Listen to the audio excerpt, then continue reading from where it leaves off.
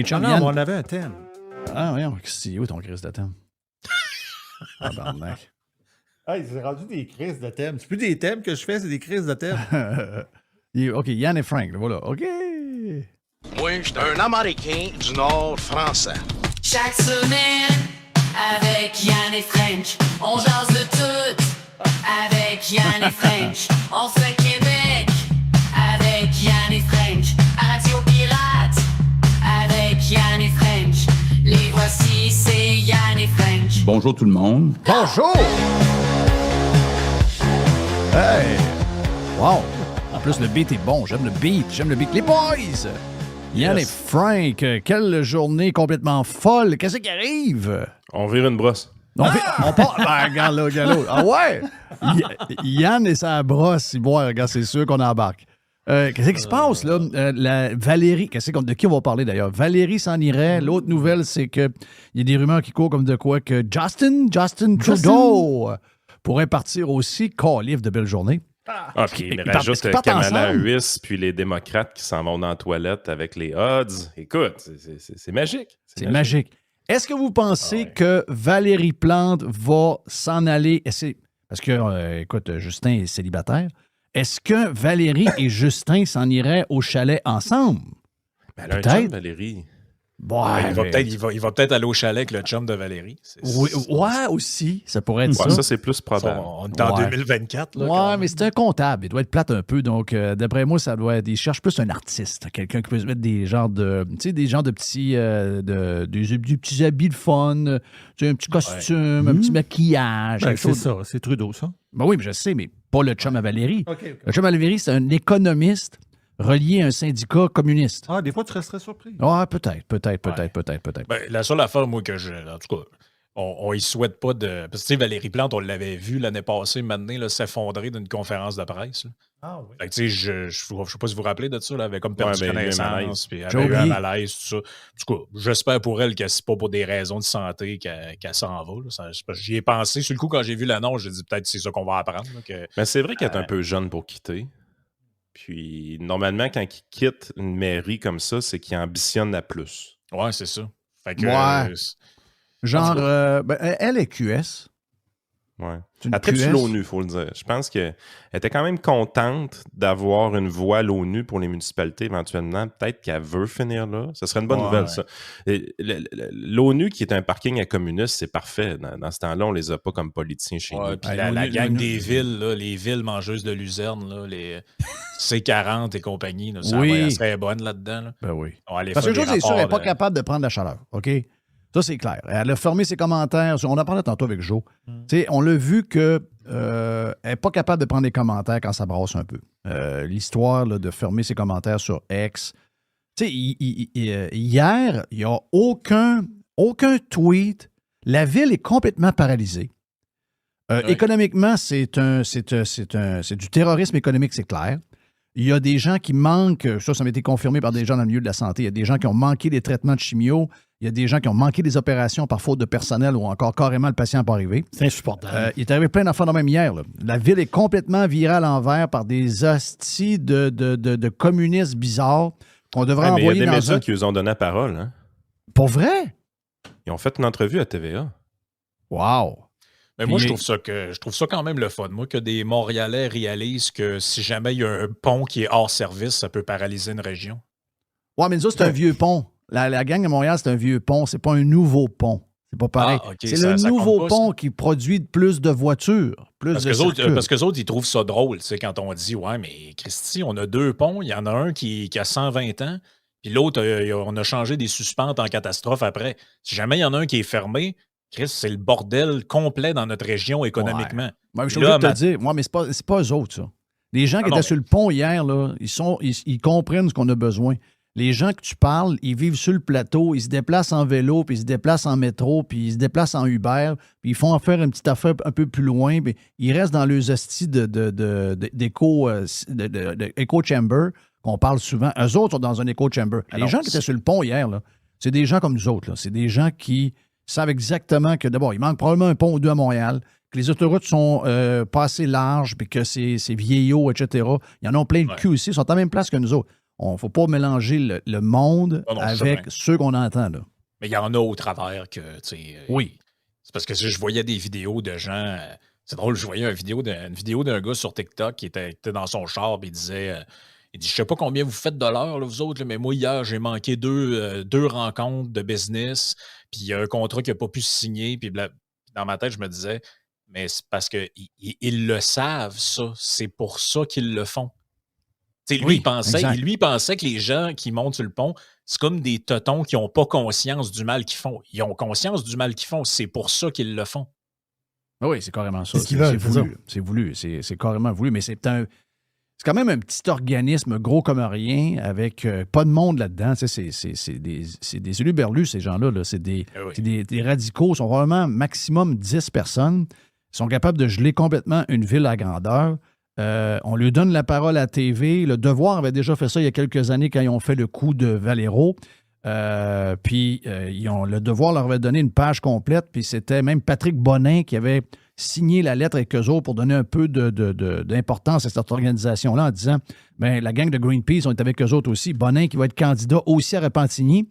Ou le gars qui était hier sa charpente du pont, le gars était lui candidat de QS. Il y a quelques élections. Donc, à Repentigny, il y a une méchante gang de coucous-là. Il y a une méchante gang de coucous-là. Repentigny a pu voter pour ce gars-là. Je pense qu'il avait fini 2e ou 3e. Et là, bientôt, il y aura Patrick Bonin qui avait appuyé ces gens-là dans leur démarche. Ouais.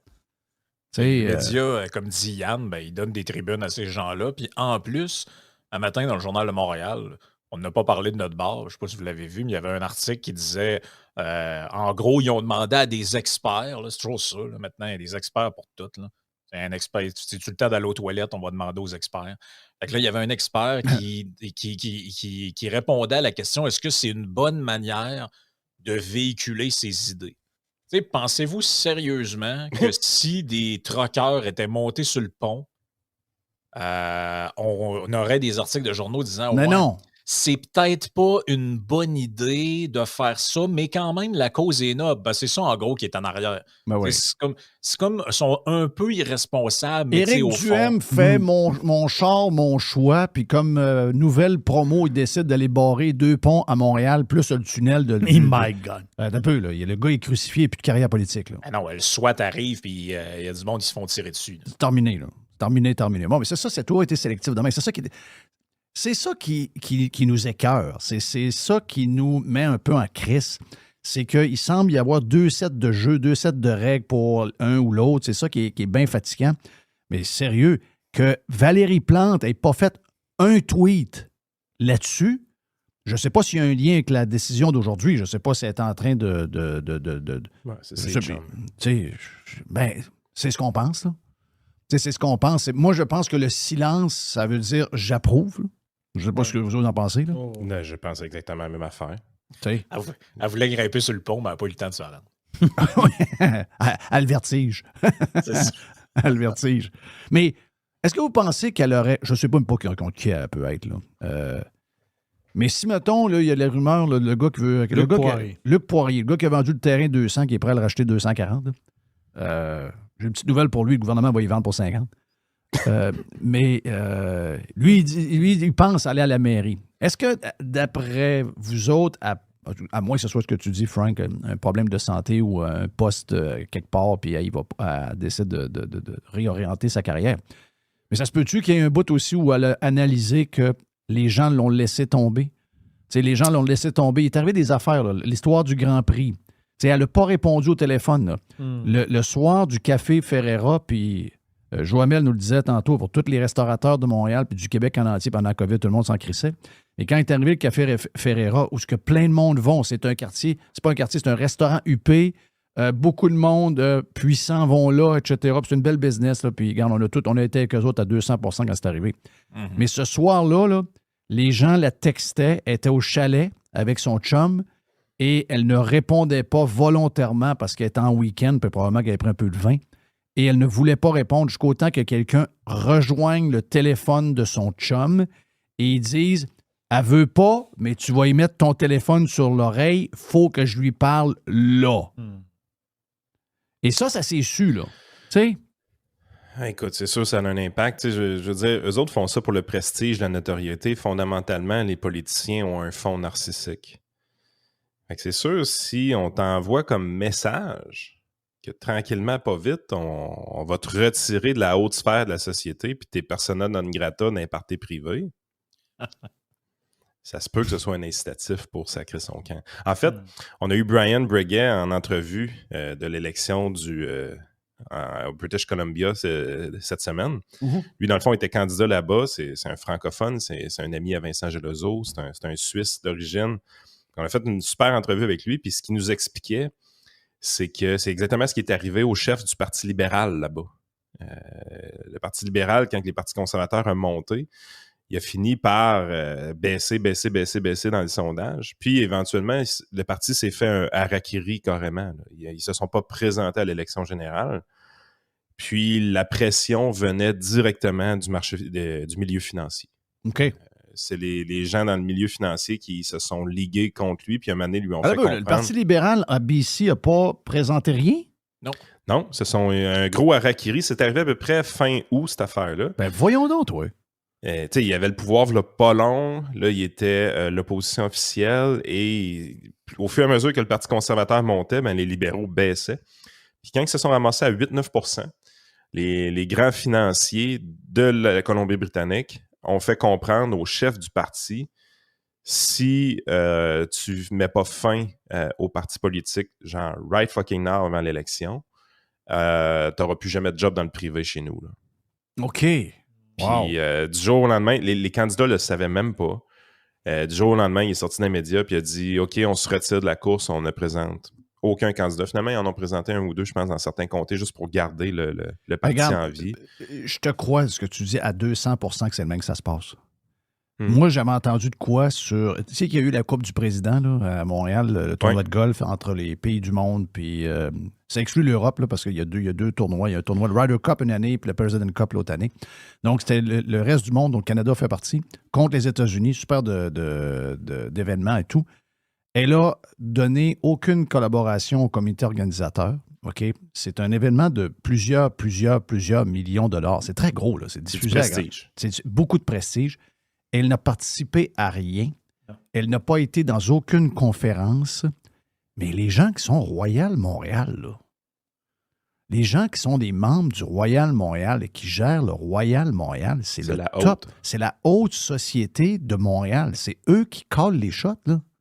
C'est eux qui calent les shots. Moi, on me dit à ce moment-là, moi je l'ai su parce que je suis impliqué dans le milieu du golf, on me dit qu'il y a des gens qui étaient avec elle depuis le début, qui l'ont laissé tomber sur le champ. Là. Donc, elle l'a vécu certainement dans les dernières semaines. Depuis l'histoire du Grand Prix, aller jusque-là, probablement beaucoup d'abandon de gens qu'on ne connaît pas, mais qui sont là au niveau financier, au niveau influence, etc., qui l'ont carrément laissé abandonner. Comme l'histoire que tu parles à BC. C'est sûr que c'est une histoire semblable à ça. Je suis sûr que c'est ça.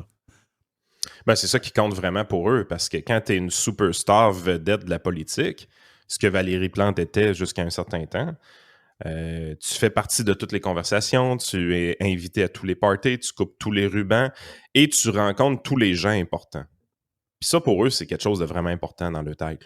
Tu sais, quand tu es narcissique, d'avoir accès à tous les financiers puissants de la ville de Montréal, l'une des plus grosses villes au Canada, tu as l'impression que ça t'ouvre les portes sur le monde, puis qu'éventuellement, ça va te permettre d'aller plus loin, puis ainsi de suite.